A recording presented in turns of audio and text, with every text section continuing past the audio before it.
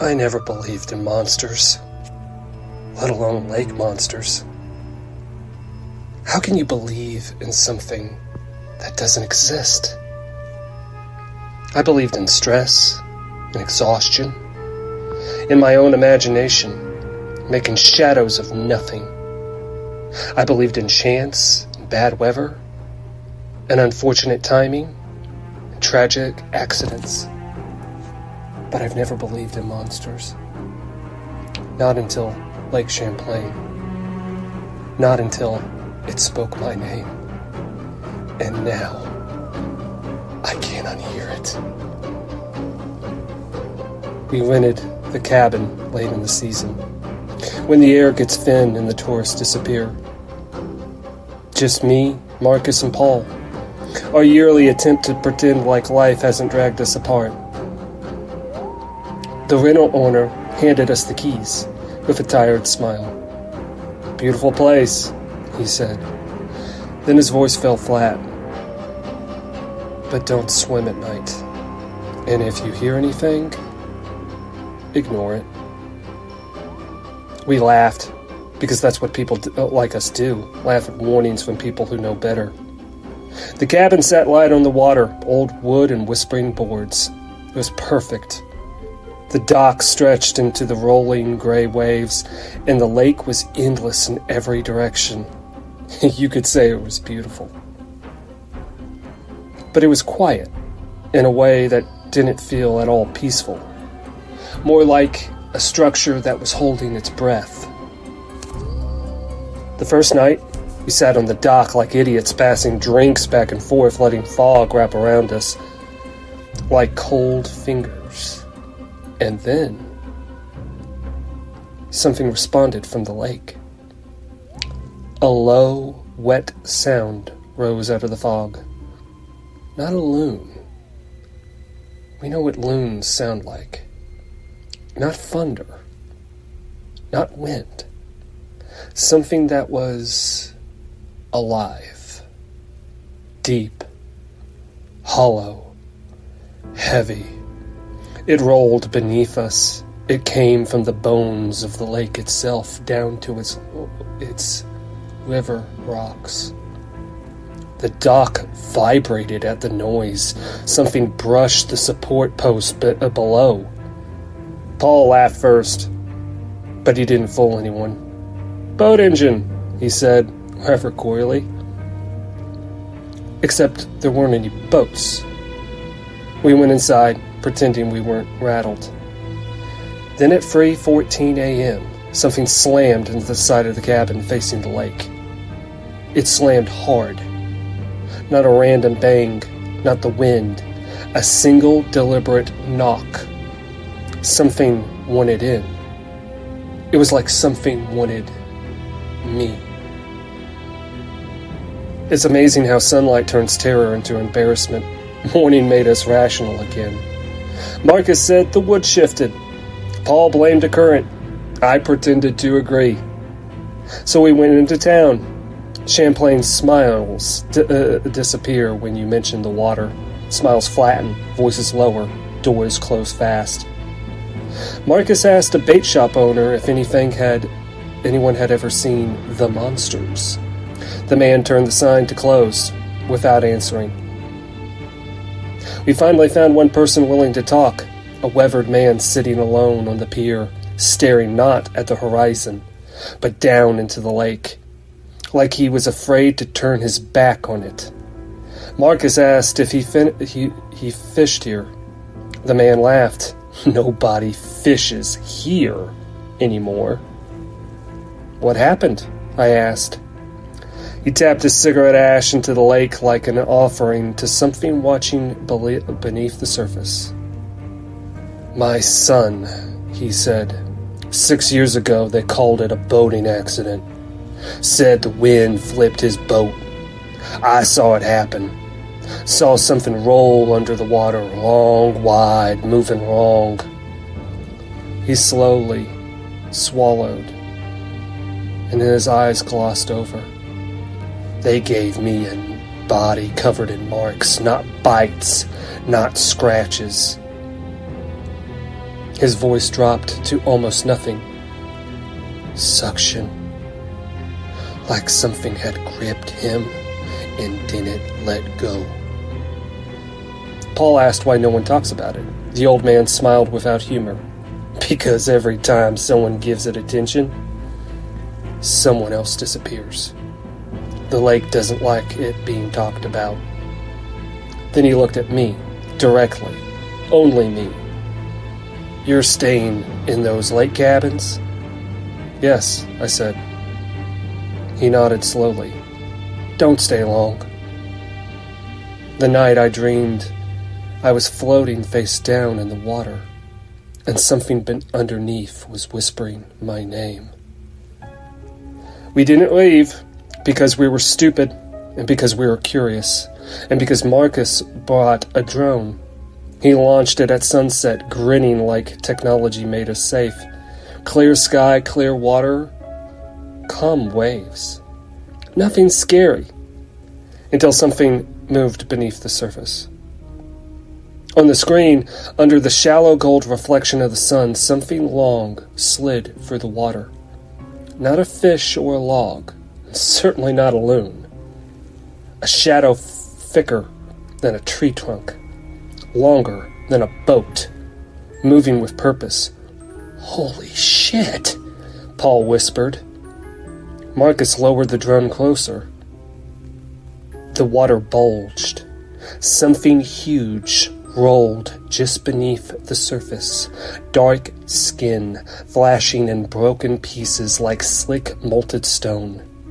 A long curve, another, like massive spines. They split the water. A pale, lidless eye stared straight up at the drone. Not round like a fish, more like a whale's eye, but distorted and wrong. Too aware, like it knew it was being watched. And right when Marcus tried to pull the drone up, it came out of the water. Not fully, but just enough. Enough to see skin, like something that grew that light never reaches. Wet and rough and scarred, barnacle-marked flesh, a fixed shape slamming upwards fast enough to send a spray of water several feet high. The drone feed cut to static, then silence. No wind or birds or any sound. Just the lake breathing. Later that night I heard something heavy moving outside. Slow, thick, dragging. The dock moaned. It groaned, and something brushed the wall again. Not knocking this time, more like feeling and searching for someone. Like it was learning the shape of the cabin. Like it was learning where I slept. We stopped joking after that. Marcus wanted proof. Paul wanted to leave. I just waited the feeling out of the bones of my bones. But I couldn't shake them. Or the voice. It started whispering when I wasn't asleep.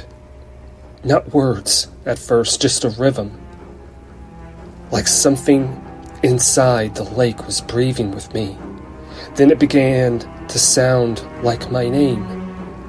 Lydia.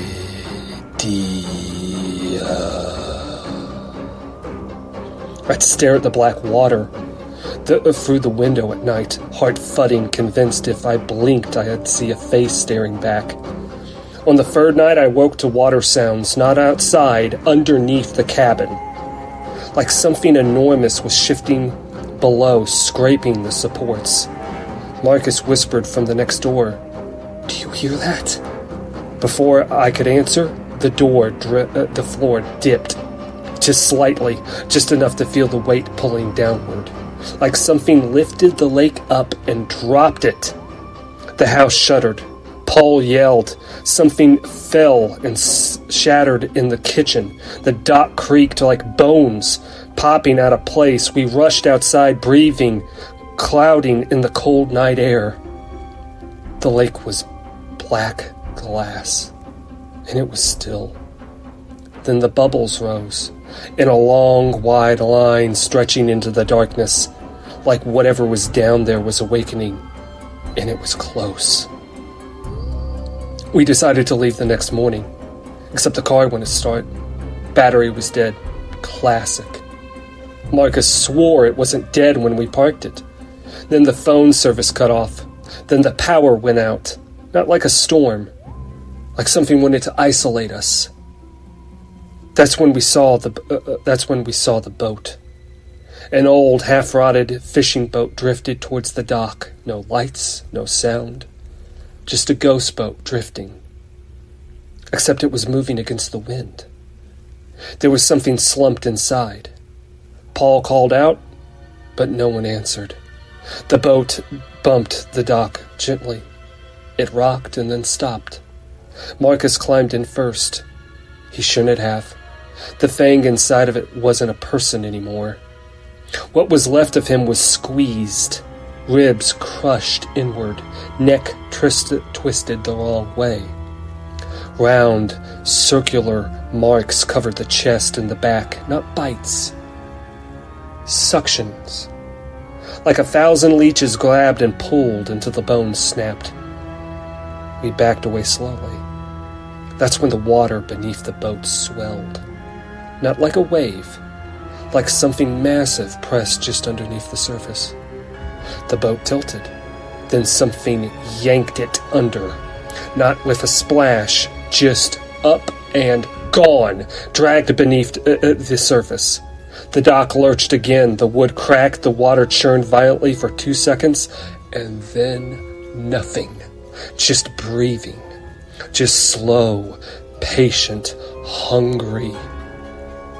Marcus whispered, "It's playing with us." No, it wasn't playing. It was hunting. I don't remember when the fear stopped feeling like fear and started feeling like ownership. Like I wasn't scared because something was stalking me. I was scared because something had chosen me. The night I had heard it clearer than ever.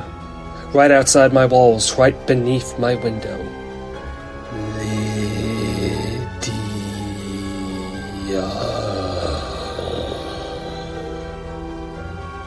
Not splashing. Not roaring, whispering, imitating a voice, trying to sound human, trying to sound comforting, like the lake itself wanted me. Marcus barricaded the doors. Paul cried in the bathroom. I sat on the floor and listened to the monster breathe, slow and deep and patient, like it had all the time in the world. Around 2 a.m. the whispering stopped, then silence. And then, a soft tap on the glass. I turned. There shouldn't have been anything there. But a round, lidless eye filled the window, staring in, unblinking, and smiling. Not with a mouth, but with understanding. The house shook as something enormous slid away, wood screaming under the strain. I didn't sleep. I couldn't. I just waited, because I knew it would come back. And it did. We tried to leave on foot through the woods, but the lake laps this place like a cage. Every path somehow curved back towards the shore. We walked for hours and ended up exactly where we started. The lake never lost sight of us. The night fog rolled back in thick. The kind that muffles sound and feels wet in your lungs. The water glowed faintly with a reflection of the moon. We heard the old man's voice before we saw him, standing at the end of the dock, staring down. "Shoulda left," he whispered. "We tried," I said. He nodded slowly. "It doesn't want you to go once it marks you." "Why?" My voice cracked, but he didn't answer, because we both already knew. It wasn't hunger, and it wasn't an instinct. It was interest in me. It wanted me because I listened, because I looked back, and because I heard it, and because I answered when it called my name in my dreams. The water swelled, the dock groaned again. The old man didn't run. He closed his eyes. "I'm sorry," he said softly.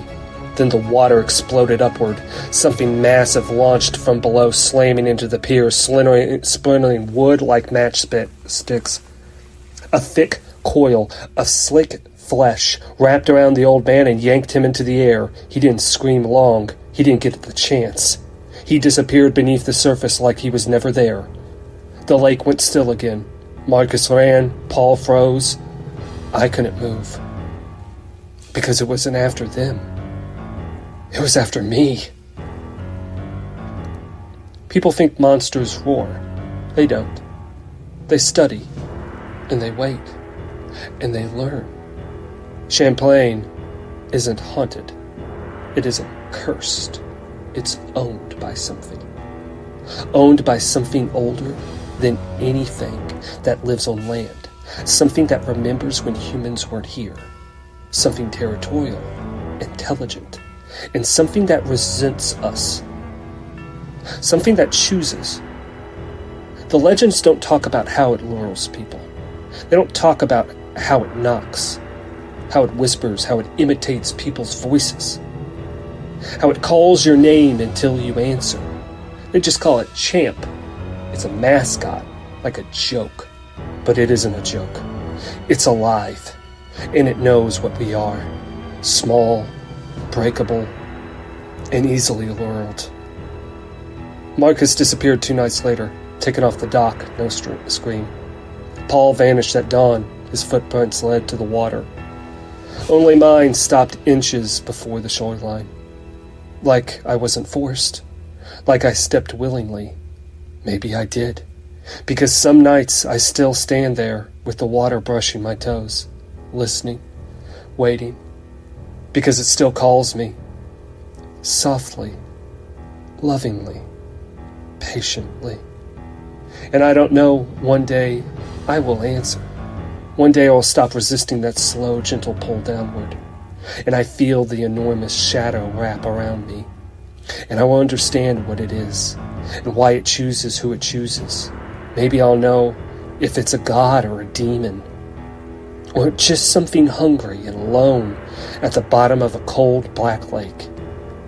Until then, if you visit Champlain, don't talk about it. Don't stare too long. And if you hear knocking on the cabin wall at night, don't you answer. Because if you do, it will learn your name.